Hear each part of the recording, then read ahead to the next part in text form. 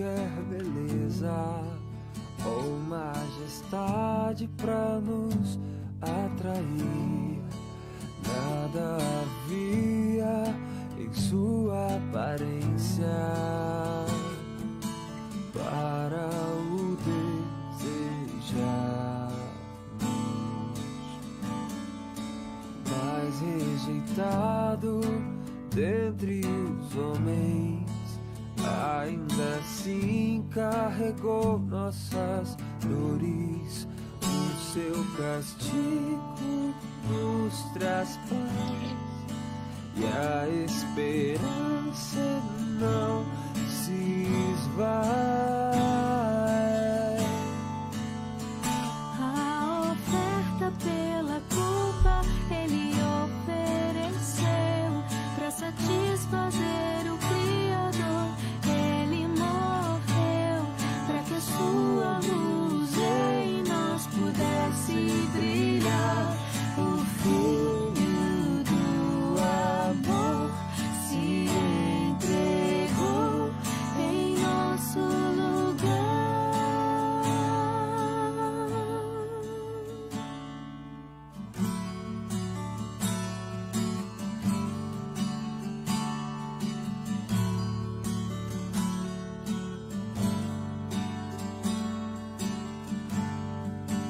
Mas rejeitado dentre os homens, ainda assim carregou nossas dores. O seu castigo nos traz paz e a esperança não se esvai. A oferta pela culpa ele ofereceu para satisfazer o Criador. Ele morreu para que a sua luz em nós pudesse brilhar. O Filho do amor se entregou em nosso lugar.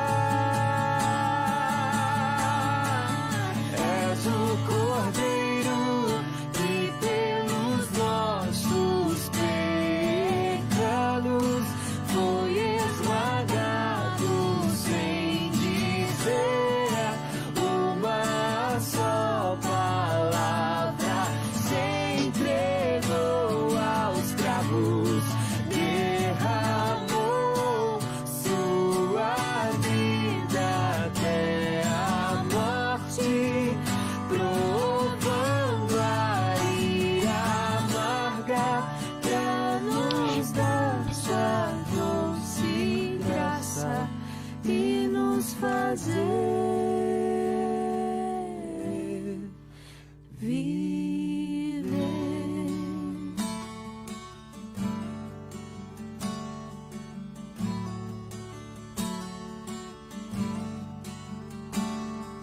La, la, la, la, la, la, la.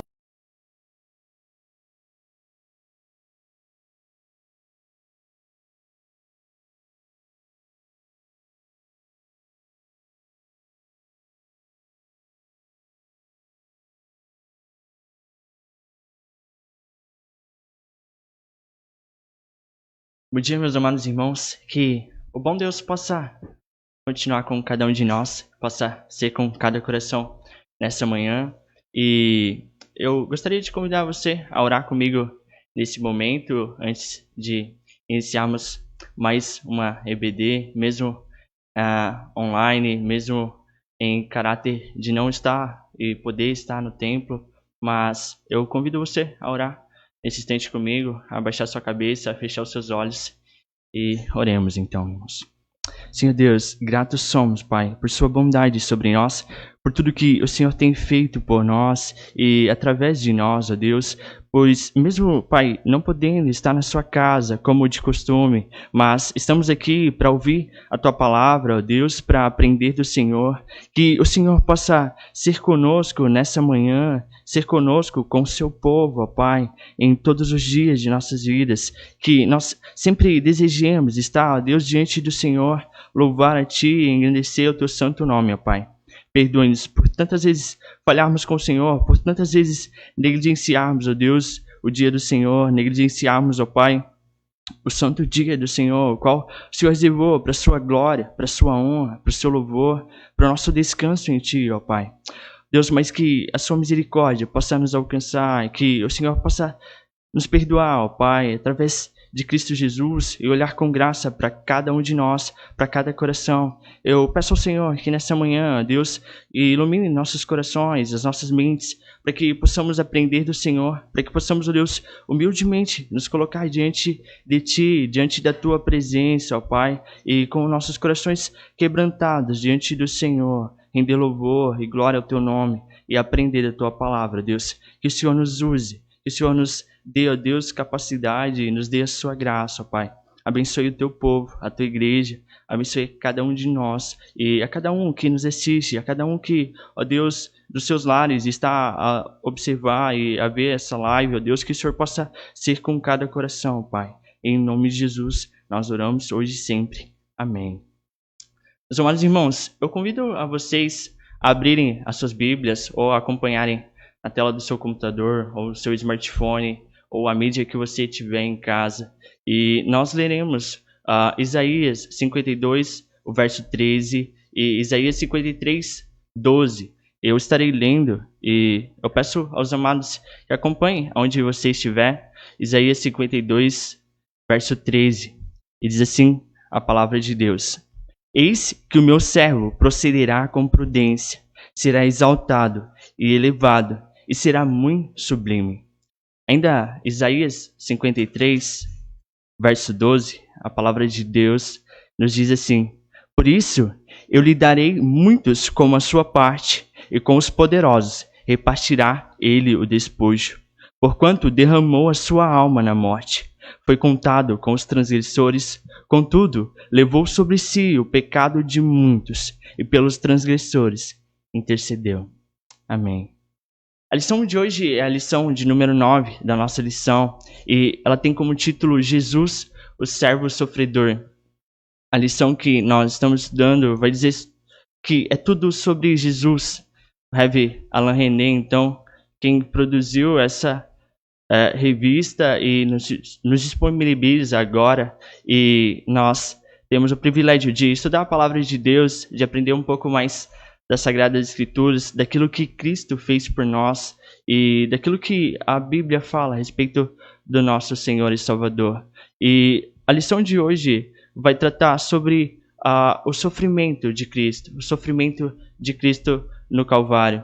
Antes de continuarmos, de prosseguirmos a lição, eu gostaria de pedir ao Rev, que está aqui conosco nessa manhã, Pastor Marconi, orasse por nós, intercedesse por essa BD e para que o Senhor nos abençoe mais essa manhã.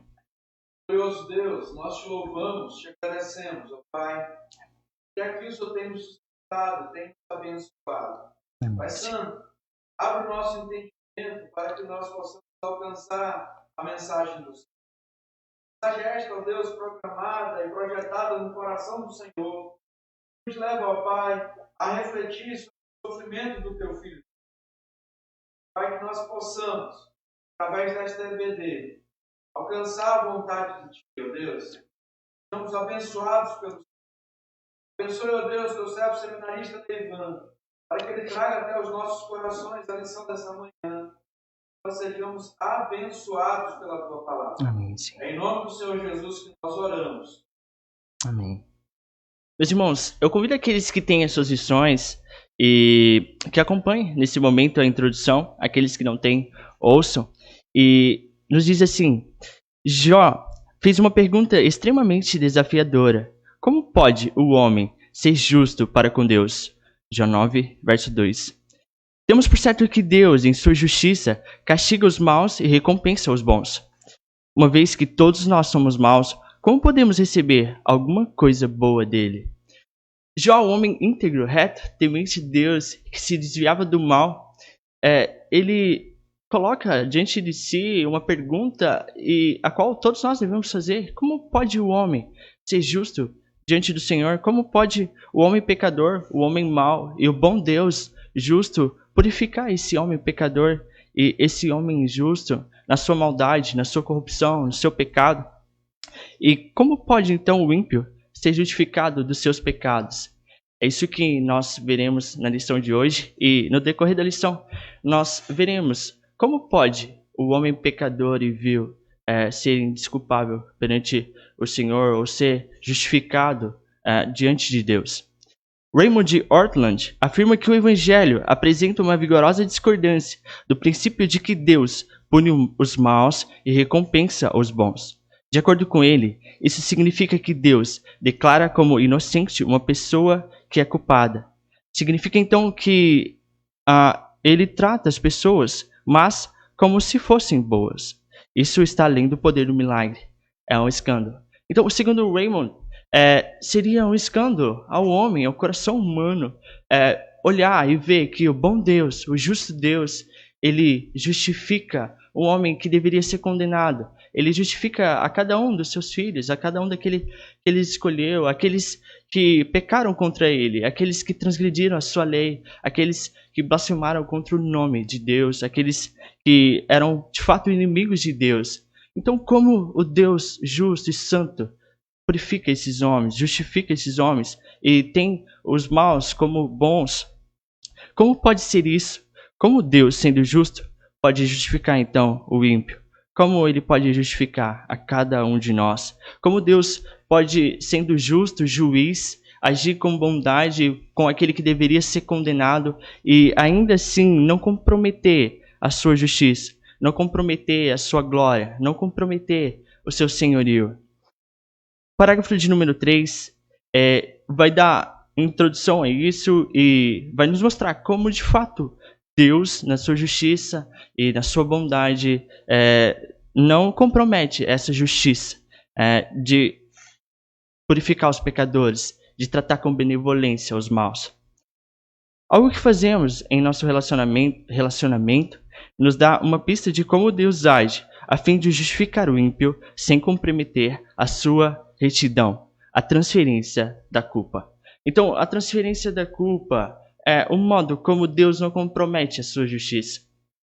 Um breve parêntese aqui é que nós, seres humanos, geralmente temos a tendência de transferir a nossa culpa ao nosso próximo. Desde a infância, por exemplo, quando nossos pais nos perguntavam quem fez tal coisa, ou quando nós cometemos algum gafe, algum erro, e então nós tendemos a colocar nossa culpa no nosso irmão, se o tivermos, ou em outra coisa qualquer, mas de alguma forma nós tentamos escapar da culpa, tentamos escapar ali do castigo que nos sobrevirá através disso. E isso é algo natural do ser humano. No Éden já Adão transferiu a culpa a Eva, e Eva da mesma forma transferiu a sua culpa à serpente que a enganou. E quando Deus então vem no jardim ali, Adão culpa a sua esposa. Na verdade, ele tinha um propósito. Deus disse para ele, para que não fizesse, ele deveria obedecer a Deus em detrimento de qualquer outra coisa. Mas ele então escolhe culpar outra pessoa pelo seu erro. E nós, de igual forma, também o fazemos. Mas algo que existe nessa transferência de culpa e que não é injusto de forma alguma e que não é depravado e pecador como a nossa transferência de culpa, é aquilo que Cristo fez por nós. Aquilo que Cristo executou na cruz por nós. Parece que cada um de nós precisa de um bode expiatório.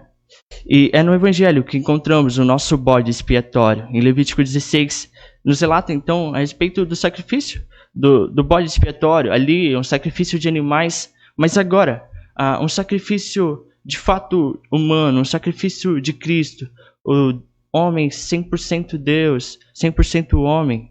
Então, voluntariamente, ele se apresentou diante da cruz a fim de carregar os pecados do seu povo e ser esmagado pelo insuportável peso da nossa culpa. Então, aquilo que antes nós transferimos às outras pessoas e transferimos ao nosso próximo, e que era injusto e indigno diante de Deus e que de fato era pecado, agora Cristo, ele toma isso sobre si, ele mesmo se oferece voluntariamente e carrega a nossa culpa, carrega o nosso pecado sobre os seus ombros.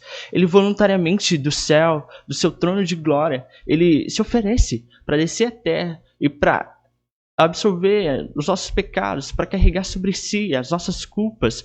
E nós não transferimos a nossa culpa a ele de fato por si só tomou sobre si. Ele disse: eu pago por eles, o meu sangue vai verter na cruz por cada um daqueles que um Pai me deu na eternidade.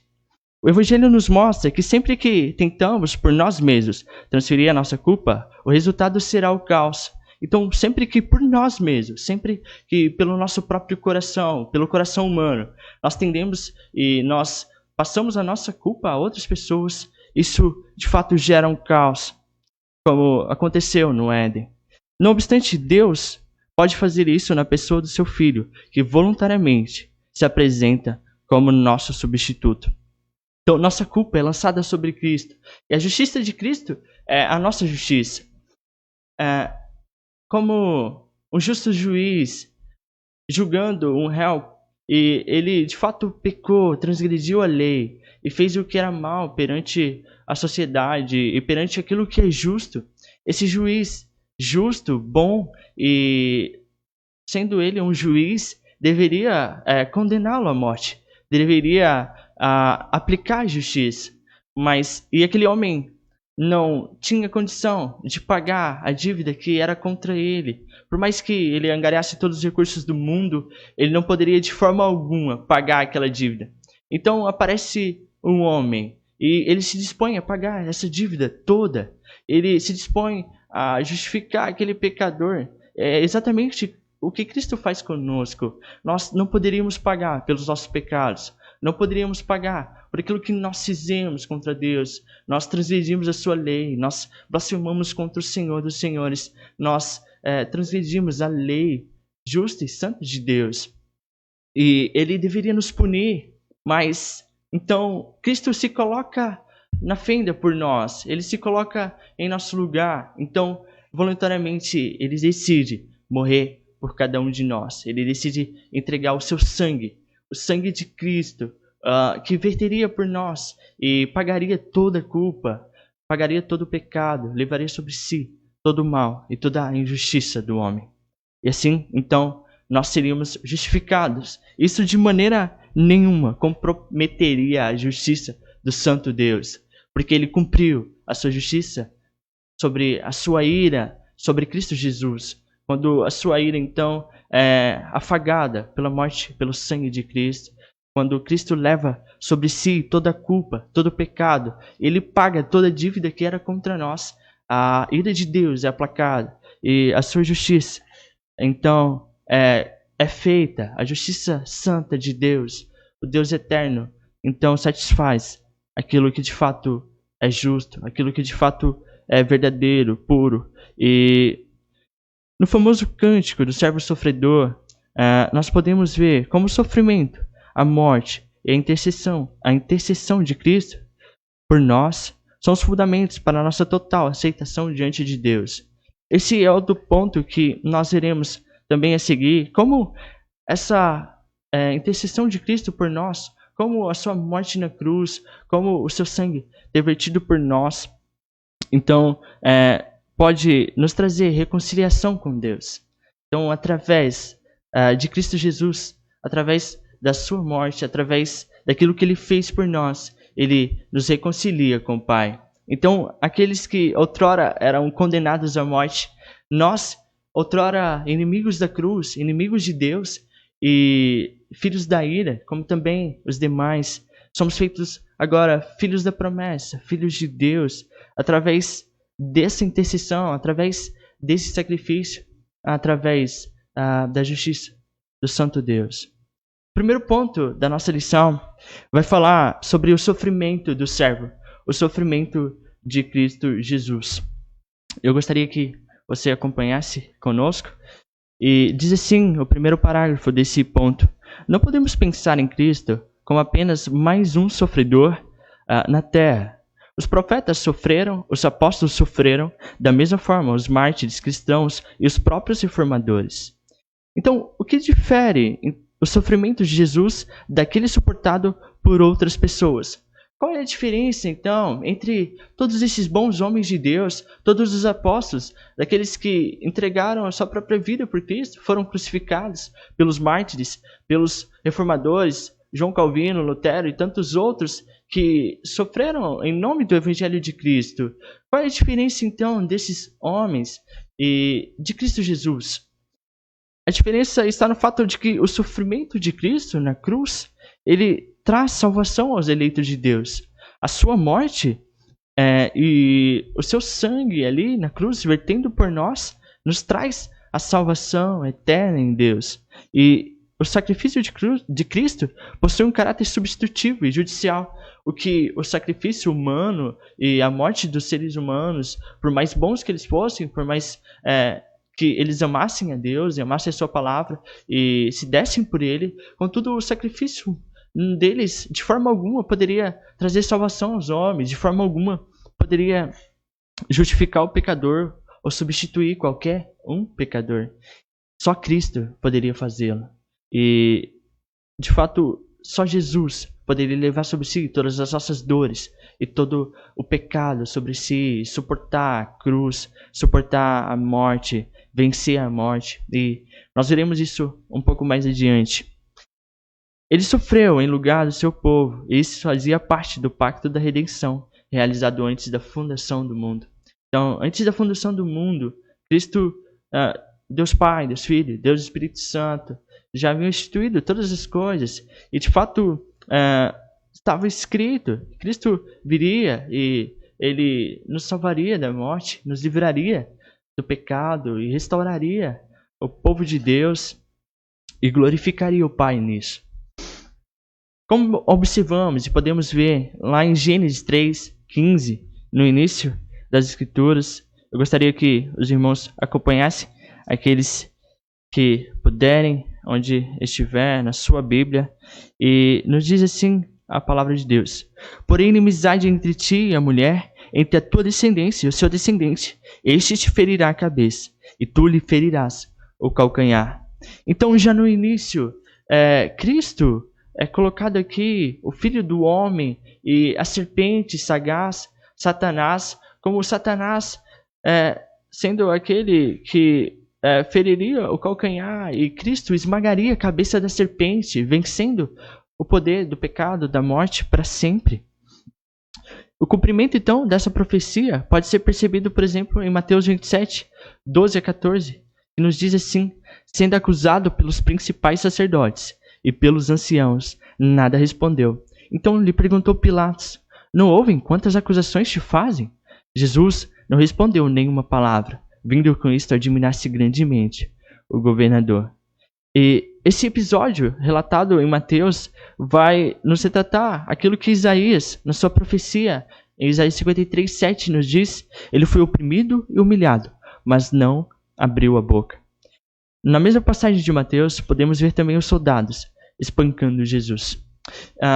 Aqui nós veremos de fato mais apurado agora o sofrimento de Cristo, o sofrimento do Cordeiro Santo, o Cordeiro Perfeito, aquele que esmagaria a cabeça da serpente, aquele que venceria o poder das trevas e que subjugaria o pecado, a morte e tudo mais sobre o seu poder, sobre a sua morte na cruz, e levaria sobre si toda a dor, e no final venceria tudo, e por amor a Deus Pai, por amor à glória de Deus, ele cumpriria cabalmente aquilo que lhe estava proposto.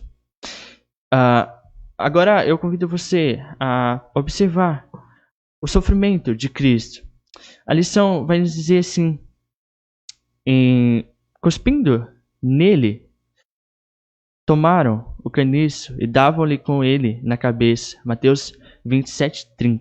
O verbo bater está no imperativo, o que quer dizer que eram pancadas repetidas e sequenciadas.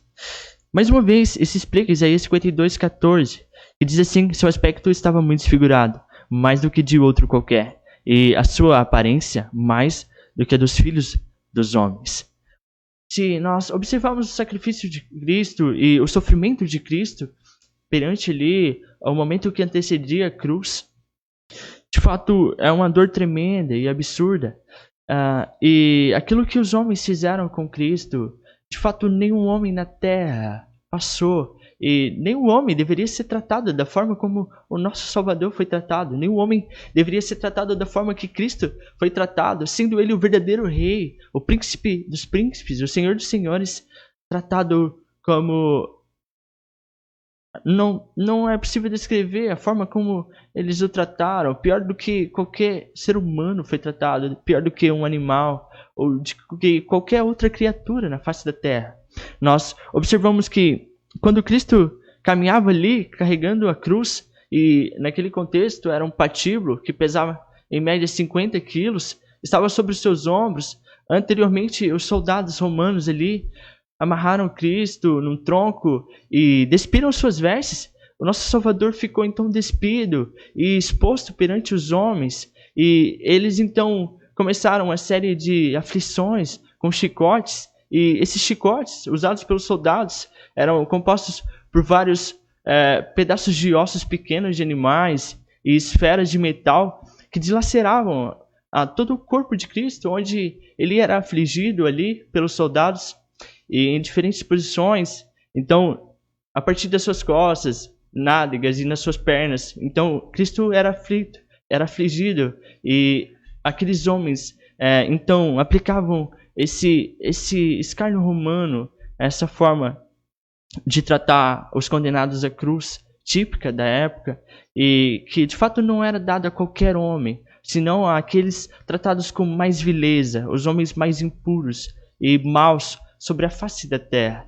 E então, depois disso, eles colocam ali uma cruz sobre Cristo, colocam uma coroa diante do Salvador, uma coroa de espinhos, numa forma de zombaria, e zombando do Mestre, zombando do Salvador, e diziam: se tu és o Cristo, profetiza sobre nós. E eles deram um caniço na mão do nosso Senhor, na mão direita de Cristo, e esse caniço era um pedaço de junco ou cana, e eles zombaram de Cristo como um rei. Eles colocaram um manto escarlate sobre Cristo, e que representava ali o senhorio de Cristo, mas de forma de zombaria. Eles colocaram uma fina roupa em Cristo, uma roupa dada aos reis e aos homens de alta estirpe da sociedade, mas tudo isso para zombar do Mestre. E pelo caminho, então, os homens cuspiram na face de Cristo, e isso é um caráter, apesar do sofrimento físico de Cristo ser muito pesado,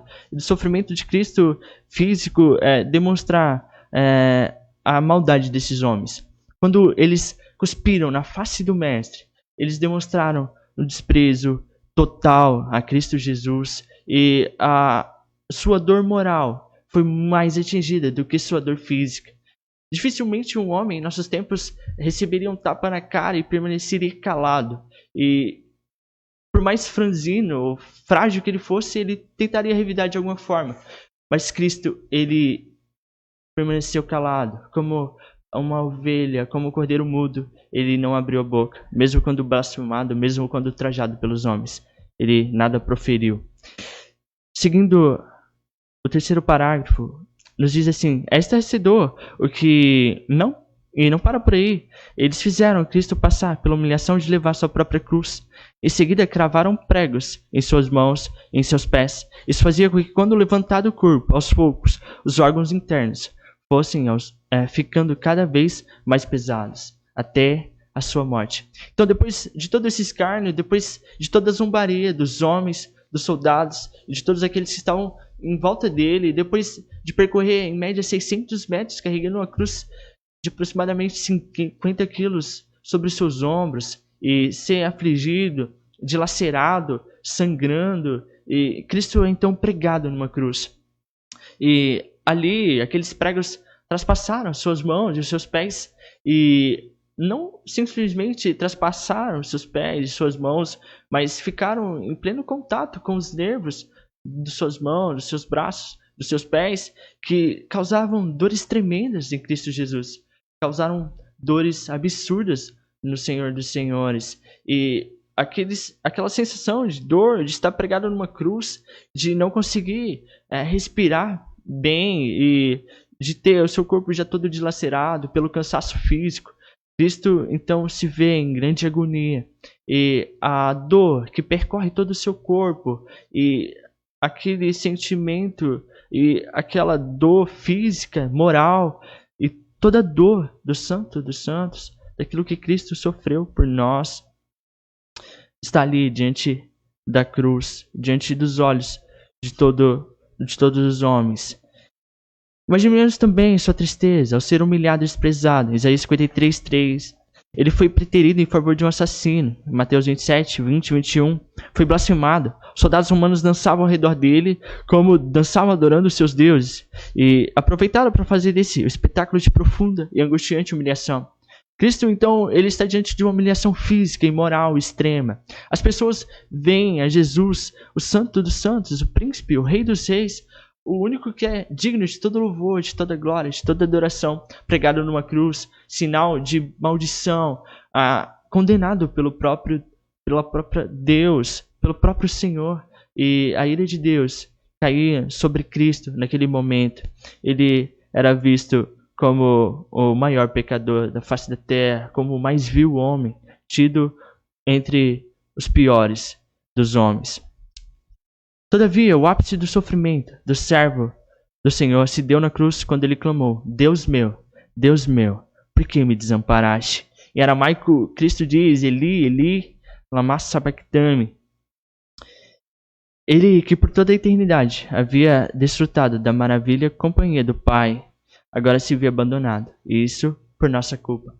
Então, apesar de todo o sofrimento, escárnio humano, físico e moral que Cristo passou, ele ainda foi abandonado pelo próprio Deus. Ele foi abandonado pelo justo Deus, o justo juiz. Descarregou toda a sua ira sobre Cristo. E ele foi abandonado pelos nossos pecados, pelo meu pecado, pelo seu pecado. Cristo desceu e se esvaziou de si mesmo, da sua glória, e morreu por nós, e levou sobre si a ira de Deus Pai. Ele levou sobre si aquilo que cabia a cada um de nós, que cabia a mim e cabia a você. Por amor a Deus, por amor a nós também, Cristo sofre e é separado do seu Pai. Por fim, irmãos, Cristo, ele sofre em nosso lugar, ele nos justifica, ele nos purifica, e agora nós veremos a morte do servo sofredor, depois de sofrer, depois de ser zombado, escarnecido e levar a culpa que cabia a nós. Agora Cristo, ele morre em nosso favor. Da mesma forma que o sofrimento de Jesus foi de caráter substitutivo, a sua morte também é de caráter substitutivo. Como ele nos substituiu naquilo que nós deveríamos levar às aflições, ele também nos substitui em sua morte na cruz. Há uma questão importante, e algumas traduções, como a Revista Atualizada, dizem assim, Isaías 52:15. Assim, causará admiração às nações. Claro que o sofrimento de Cristo, ele causou admiração dos homens, e até hoje continua a causar admiração em muitos homens, e em todos nós. E de fato foi algo supremamente intenso, e a qual nenhum homem jamais desejaria a ninguém. Mas, de fato, o que levou Cristo a passar por tudo isso e a sofrer por nós é que ele deveria cumprir o plano perfeito de Deus, já decretado na eternidade. Ele deveria morrer por nós, ele deveria aspergir o seu sangue por nós. Assim, aspergirá muitas nações. A ideia de aspersão de sangue enfatiza a purificação do pecado. Quando Cristo, ele então verte o seu sangue na cruz por nós, ele derrama o seu sangue por cada um dos seus eleitos, ele purifica aqueles que é dele, ele purifica os seus, ele sara, ele traz vida a todo pecador, a todo aquele que na eternidade Deus já havia separado. E então nós somos purificados, somos limpos. João Calvino diz assim: Deus derramará sua palavra sobre muitas nações.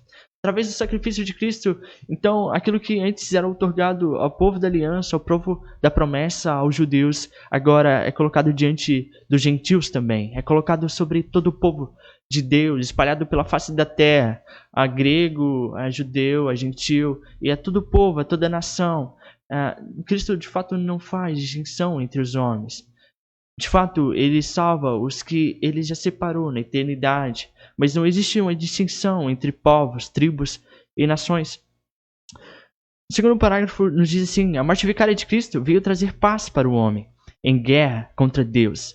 Justificados mediante a fé, temos paz com Deus, por intermédio de nosso Senhor Jesus Cristo. Romanos 5:1. Então, antes éramos inimigos de Deus, antes éramos inimigos do Senhor pelos nossos próprios pecados, inimigos do próprio Deus. Mas agora somos justificados através do sangue de Cristo aspergido sobre nós. Nós somos limpos, somos sarados, somos justificados mediante Cristo Jesus. Já não há culpa, já não há condenação para aqueles que estão em Cristo. Paulo expõe a afirmativa de Isaías 53:5, quando ele diz: ele foi traspassado pelas nossas transgressões e moído pelas nossas iniquidades. O castigo que nos traz a paz estava sobre ele, e pelas suas pisaduras fomos sarados. Então, pelas pisaduras de Cristo, pelo sofrimento de Cristo, pelo seu sangue derramado e vertido em nosso favor, nós somos purificados, somos sarados. E o castigo que nos traz a paz, que nos traz a reconciliação com Deus, repousou sobre Cristo Jesus. Como nós vimos e ouvimos no início aquela canção, Isaías 53, que vai mostrar o sofrimento do Cordeiro por nós. Só Jesus poderia cumprir a lei do Senhor e com a sua morte justificar aqueles a quem o Pai escolheu. Por quê? Por que só Cristo poderia fazer isso? Por que nenhum outro homem poderia fazer? Por que os mártires? Por que os reformadores não poderiam fazer? Porque só Cristo é sem pecado. Porque só Cristo é puro. Só Ele é santo. Só Ele é justo. Só Ele é totalmente sem mácula. E só por isso Cristo pode fazer isso por nós. Pode nos justificar. Pode morrer em nosso favor. O terceiro parágrafo da nossa lição vai dizer assim: a lei dizia que o animal sacrificado deveria ser sem mácula e sem defeito. Não poderia trazer em seu corpo nada que representasse pecaminosidade humana. Então, no Antigo Testamento, os sacrifícios, aqueles cordeiros que eram sacrificados pelo povo, não poderia, de fato, haver nenhum defeito em seu corpo. Eles deveriam ser totalmente isentos de qualquer mal, de qualquer doença, de qualquer aflição na sua pele e em seu corpo. E eles tipificam o sacrifício do Cordeiro Santo, de Cristo Jesus, o nosso Salvador, aquele que é totalmente puro, aquele que é totalmente santo, aquele que é totalmente sem pecado, sem mácula, aquele que é destituído de qualquer corrupção. Isaías 53, verso 9, diz assim: designaram-lhe a sepultura com os perversos, mas com o rico esteve na sua morte, posto que nunca fez justiça, nem dolo algum se achou em sua boca. Aquele que é santo, puro, que dolo algum se achou nele, que Pilatos nem Herodes puderam encontrar nele qualquer algo para acusar a Cristo Jesus, esse mesmo foi tido como um pecador vil, foi colocado diante de pecadores, tratado como o mais vil homem. E na sepultura ele esteve com os perversos, ali na sua morte, esteve diante de pecadores na cruz. E posto que nunca fez justiça, e nem dolo algum se achou nele, ele foi tido como um transgressor. Ele foi tido como alguém que requeria para si um poder que não era dele na visão humana, mas que de fato era, porque Cristo é Deus, Cristo é o Senhor, Cristo é o Rei dos Reis. Então, somente por causa disso, ele tem autoridade para aspergir a muitas ações. Por causa, então, da sua obediência, por conta do seu sofrimento na cruz, por conta da sua aflição, pela sua morte, Cristo ele tem total direito sobre cada um de nós, sobre aqueles a quem o Pai lhe otorgou já na eternidade. Então, Cristo ele tem total poder sobre nossas vidas. E ele tem a primazia, ele tem todo o poder, ele é o nosso Senhor, ele é o nosso Rei. O sangue de Jesus, seu Filho, nos purifica de todo pecado. 1 João 1,7. O verbo aspergir mostra que o próprio Jesus é quem realiza essa ação. Isso quer dizer que, de forma voluntária, o próprio servo sofredor vai aspergir o seu sangue sobre muitas ações para a purificação dos seus pecados. Então, Cristo voluntariamente se coloca em nosso lugar, ele voluntariamente aspergiu o seu sangue por nós, voluntariamente escolheu nos purificar, nos tornar justos diante do Pai, por amor a Deus, por amor à justiça de Deus, à glória de Deus. Cristo desce então do seu trono de glória e ele demonstra o seu amor, demonstra todo o seu amor, vertendo o seu sangue na cruz por nós. O amor, ele requer um sofrimento correspondente. Quando nós dizemos que amamos algo, amamos alguém, nós estamos dispostos a sofrer por isso, a dar todo o nosso coração em favor disso. Quando Cristo, então, ele demonstra aqui o seu amor, ele está disposto a morrer por isso, ele está disposto a pagar o preço, ele está disposto a verter o seu sangue por nós, todo o seu sangue na cruz e aspergir os pecados, aspergir sobre o seu sangue, sobre o seu povo, sobre os seus eleitos, sobre os seus escolhidos. E por conta da sua obediência, por conta do seu sofrimento na cruz, por conta do seu escárnio, por conta da sua pureza, de ter suportado toda a dor e de ter vencido tudo, Cristo, ele tem total poder e autoridade para aspergir o seu sangue sobre os seus eleitos, para selar aqueles escolhidos antes da fundação do mundo. Convido ainda aos irmãos a seguirem o terceiro ponto, e é o último ponto da nossa lição, e esse ponto vai falar sobre a intercessão do servo. Então, depois de sofrer por nós, depois de morrer pelos seus escolhidos, e Cristo ainda intercede pelos seus. Então, Isaías 53:12 nos diz que, a respeito de outro aspecto da obra do servo, e nos diz assim: levou sobre si o pecado de muitos, e pelos transgressores intercedeu.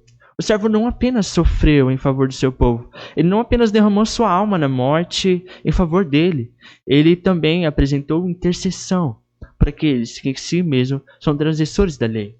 Então Cristo não apenas levou sobre si todo o pecado humano, ele não apenas levou sobre si aquilo que cabia a cada um de nós, ele não apenas verteu o seu sangue e aspergiu o seu sangue sobre nós e morreu por nós e ressuscitou e cumpriu cabalmente todos os preceitos de Deus Pai, cumpriu cabalmente a sua missão aqui, mas ele ainda intercede por nós, ele intercede pelo favor dos santos, por aqueles que ele verteu o seu sangue, ele ainda intercede por nós, ele intercede diante do trono de Deus por cada um dos seus escolhidos.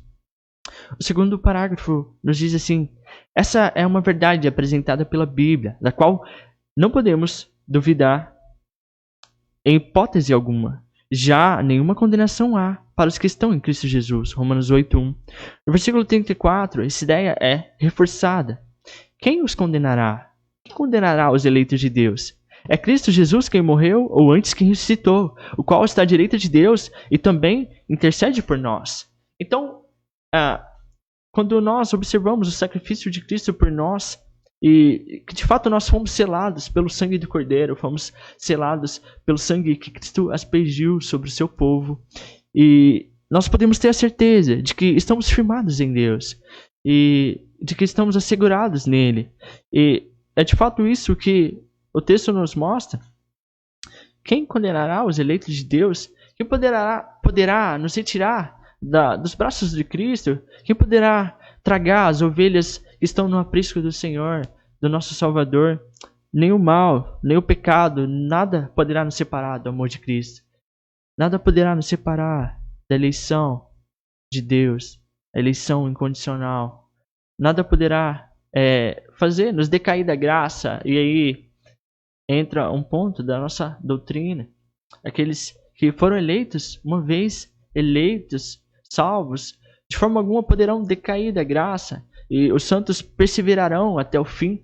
E quando nós observamos um aspecto importante, apesar de nós sermos salvos, eleitos, escolhidos por Deus, nós veremos que nós continuaremos a pecar, e isso nós veremos um pouco mais à frente, mas mesmo assim, nós somos eleitos de Deus, somos santos, somos salvos, e Cristo ainda intercede por nós. O autor de Hebreus nos ensina a mesma coisa, pois irmãos, também pode salvar totalmente os que por ele se chegam a Deus, vivendo sempre para interceder por eles.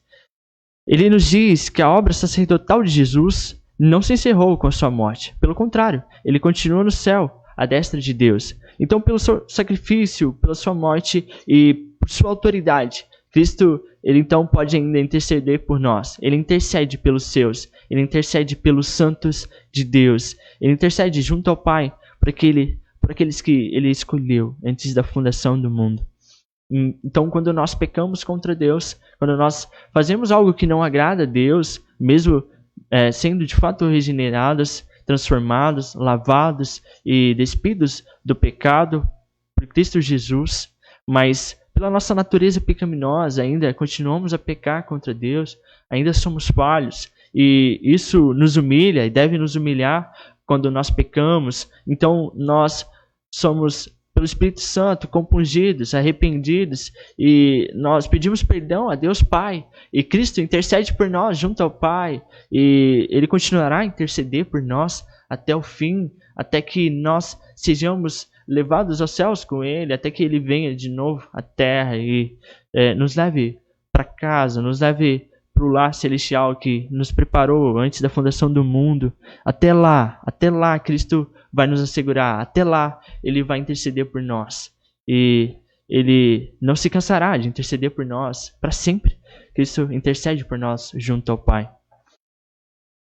Se o plano de salvação não tivesse acabado no sepulcro, onde Jesus foi sepultado, todos os seus seguidores estariam perdidos, pois ele não teria vencido a morte.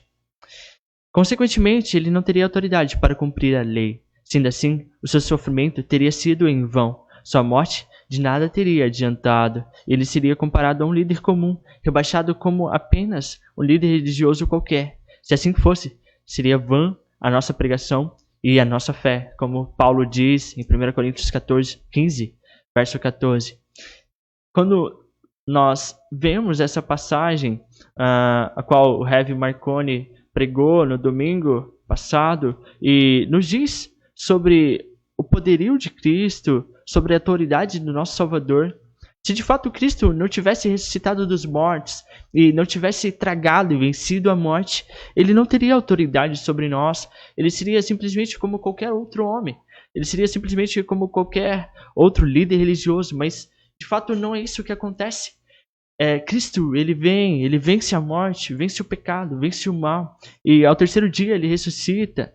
E então nós podemos pregar, e a nossa fé de fato é real, e ela existe, e Cristo, ele é o Senhor dos senhores, ele é o Rei dos reis, ele tem todo o poder, ele tem toda a primazia, ele tem toda a autoridade, porque ele não apenas morreu, ele não apenas cumpriu cabalmente a sua missão na terra e morreu por nós e simplesmente acabou por aí, mas ele ressuscitou, ele vive para sempre e intercede por nós, ele intercede pelos seus.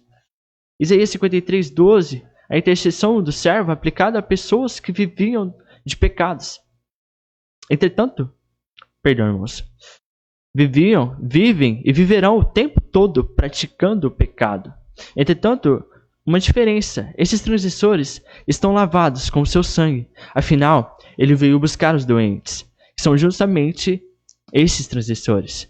Mesmo após a conversão, a pessoa continua transgredindo a lei. Só um instante, irmãos. Eu gostaria de ler uma parte aqui do Sínodo de Dort, das confissões ali ditas, e nos diz assim: portanto, pecados diários de fraqueza surgem até as melhores obras dos santos e são imperfeitas. Estes são para eles constante motivo para humilharem-se perante Deus e refugiar-se no Cristo crucificado. Também são motivo para mais e mais mortificar a carne, por meio do espírito de oração e dos santos exercícios de piedade e ansiar pela meta da perfeição. Eles fazem isso até que possam reinar com o Cordeiro de Deus dos céus, finalmente livres desse corpo de morte. Artigo 2. Pecados diários de fraqueza. Então, apesar de nós sermos degenerados, nós ainda continuamos a pecar. Continuamos a pecar pela nossa depravação, pelo mal que habita dentro de nós, mas esse pecado já não pode nos tragar, ele já não tem poder sobre nós, mesmo que sejamos aflitos, afligidos por breve momento aqui na terra, nós devemos lutar incessantemente contra o pecado e nós nos humilhamos perante Deus quando pecamos, nos humilhamos perante o seu senhorio quando falhamos com o santo Deus, o seu Espírito Santo nos compunge a isso, e então nós continuaremos a transgredir, continuaremos a pecar contra o Senhor, mas Cristo continuará a interceder por nós, continuará a tratar com graça e com amor a cada um de nós, não que Ele não punirá o pecado, porque Cristo já levou sobre si toda a punição que nos cabia. Cristo já levou sobre si toda a dor, toda a aflição que cabia a cada um de nós. E não mais Deus nos olhará com um olhar de ira. Sua ira não cairá sobre nós. Não cairá sobre nós. Ela já está sobre Cristo.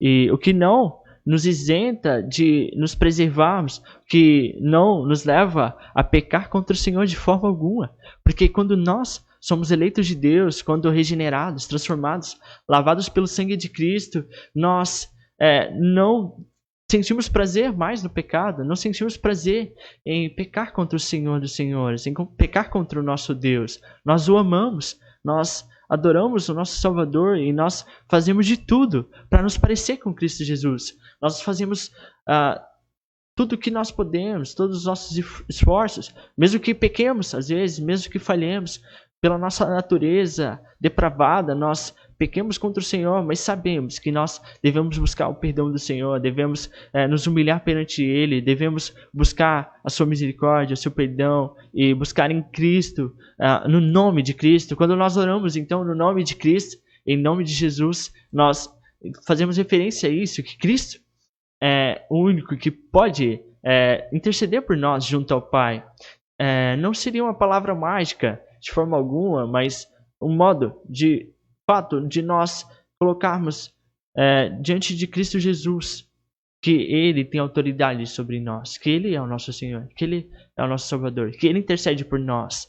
E ninguém vem ao Pai a não ser por Cristo Jesus. E quando Cristo morre por nós, Ele também intercede por nós posteriormente. Ele intercede por cada um de nós. Ele é o único meio a qual nós podemos nos achegar a Deus, o único caminho que temos a salvação. Então, por elas, Jesus continua intercedendo, por essas pessoas, pelos seus eleitos, por cada um de nós, apresentando ao Pai a lei que foi cumprida, a penalidade do pecado que foi paga em favor dos seus. Cristo ainda intercede pelos seus. Cristo intercede pelos santos de Deus. Concluindo, meus amados irmãos, o primeiro parágrafo e último parágrafo da conclusão vai dizer assim: a obra do servo do Senhor no lugar do seu povo foi realizada de modo cabal e perfeito. O caráter perfeito e vicário do sofrimento, morte e intercessão de Jesus nos dá a certeza de que a salvação existe, de que ela é real, está direcionada a todos aqueles pelos quais Jesus morreu. Jesus morreu a nossa morte para que pudéssemos viver a sua vida. Por si só, o homem jamais poderia se salvar, pois havia necessidade de um sacrifício perfeito e eterno. Então, Deus olhou lá de cima e viu que não havia um justo sequer. Por isso era necessário que Deus, na pessoa do seu Filho, encarnasse e se entregasse para a remissão dos nossos pecados. Então, a obra de Cristo Jesus, de fato, foi perfeita, foi real. A morte de Cristo, a sua ressurreição foi real. Nós somos, então, salvos por esse sacrifício, pelo seu sangue. Jesus, ele morreu a nossa morte. Ele levou sobre si, cravou ali na cruz todos os nossos pecados e venceu todo o mal. Ele tem total autoridade sobre nós. A vida eterna existe, a salvação existe. O Senhor Jesus, ele vive, reina para sempre. Ele é o nosso Senhor, porque ele cumpriu cabalmente a sua missão. Ele venceu todo o pecado, venceu a morte. Ele levou sobre si a ira de Deus Pai. Ele suportou a ira de Deus Pai, morreu e ressuscitou no terceiro dia. E vive e intercede pelos seus santos.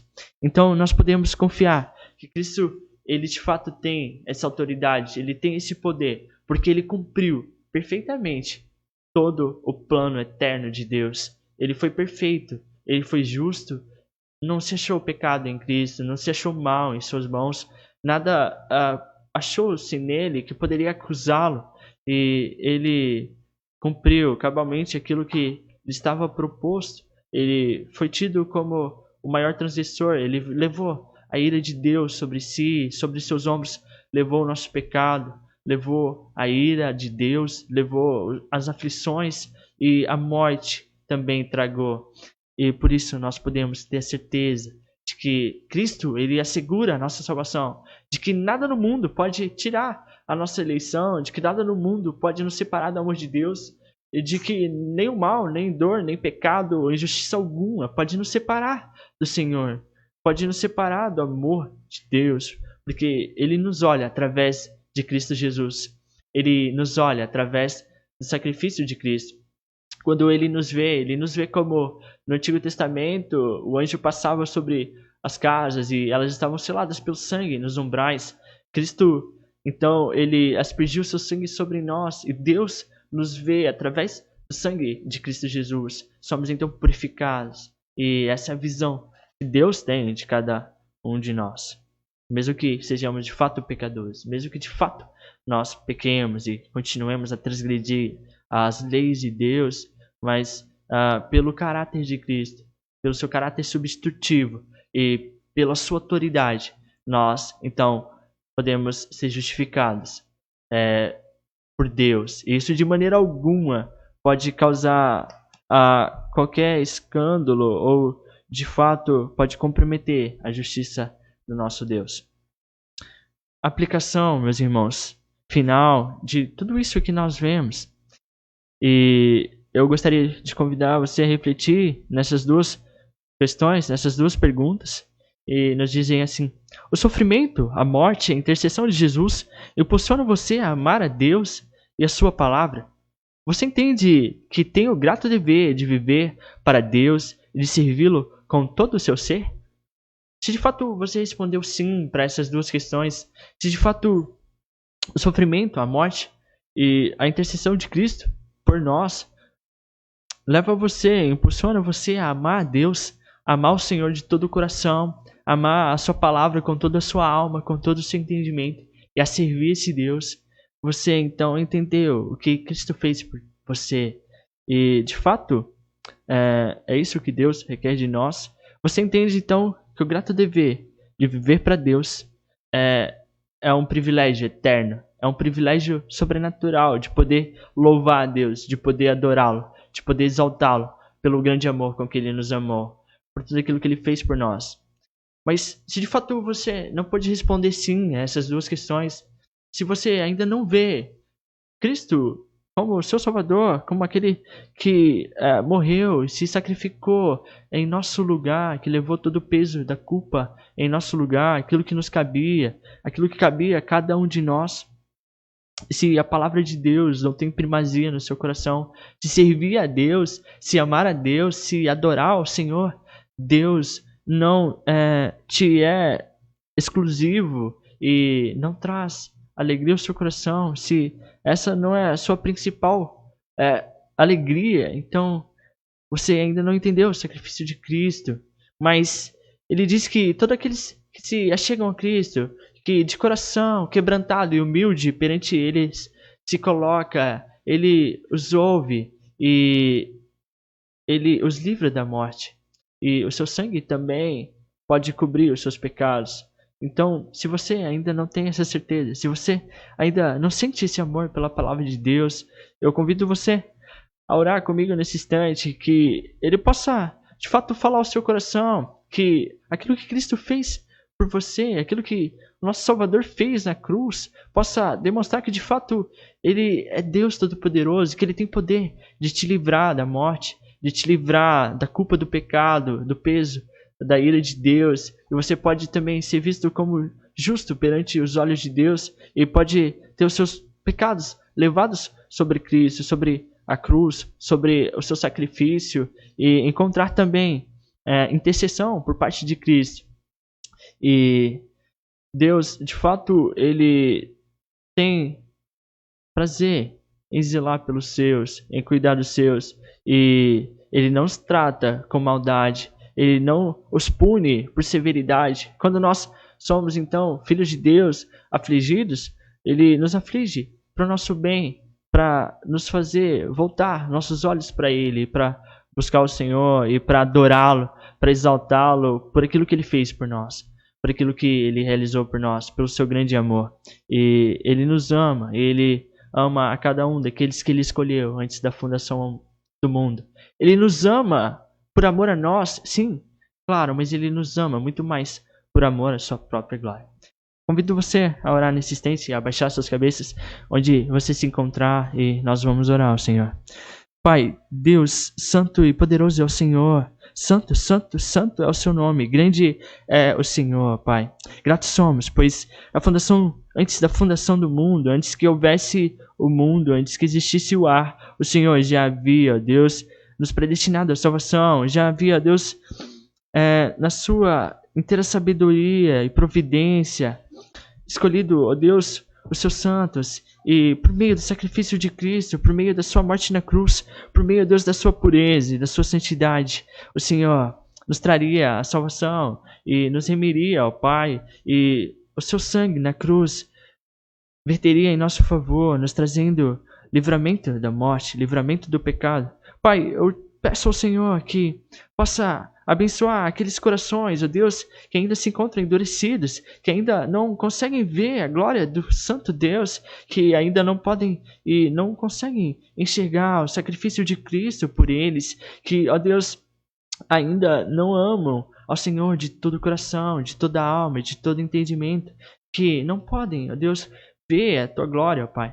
Que o Senhor, Deus, possa também ter misericórdia desses, ó Pai, e que, se de fato, Deus, o Senhor aprover, ó Pai, e for do Teu inteiro agrado e da Tua vontade, ó Pai, salvá-los também, remi-los pelo sangue de Cristo, ó Pai, que o Senhor possa agir com Sua graça, com Seu amor, que eles possam, ó Deus, se humilhar diante do Senhor, possam se humilhar diante do poderio de Cristo, e não como fizeram os povos no passado, não como fizeram aqueles soldados e zombaram de Cristo e desprezaram o Senhor, mas que eles possam olhar para Cristo como seu Salvador também, e possam ver a sua glória, possam ver o seu esplendor, que de fato Cristo vive para sempre, que de fato Ele tem poder para salvar o mais vil pecador, Ele tem poder para levar sobre si o mais vil pecado, e por mais, ó Deus, que seja depravado o nosso coração, por mais que seja vil os nossos pensamentos, por mais que seja, ó Deus,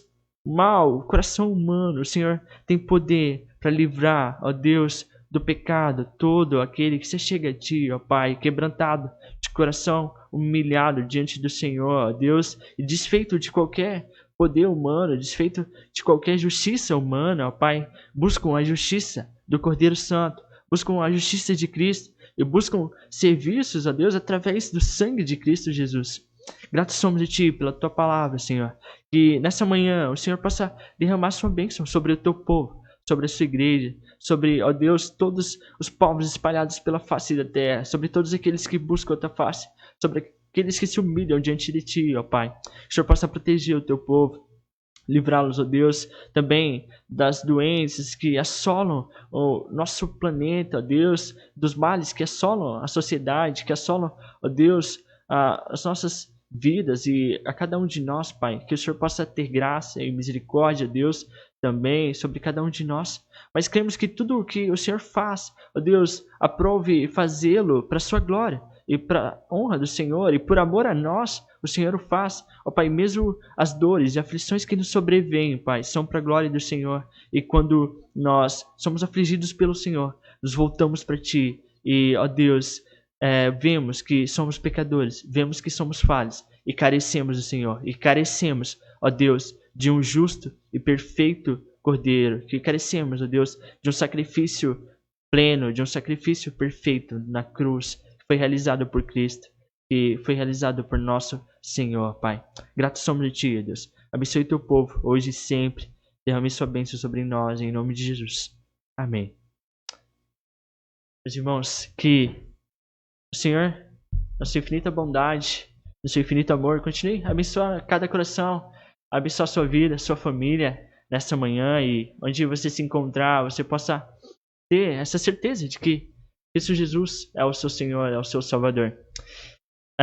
Logo mais à noite teremos ainda o culto de louvor a Deus, mesmo de maneira aqui online, por transmissão online ainda. O Heavy Marconi trará a palavra do Senhor. Eu convido você também a participar conosco e às 19 horas assistir onde você estiver, no seu smartphone, nas mídias sociais, no Facebook, e que o Senhor o abençoe, que o Senhor o guarde nesse dia, em todos os dias da sua vida, que sua graça o persiga por todos os dias, e que o Senhor seja conosco. Um grande abraço, Deus abençoe, até mais, amém.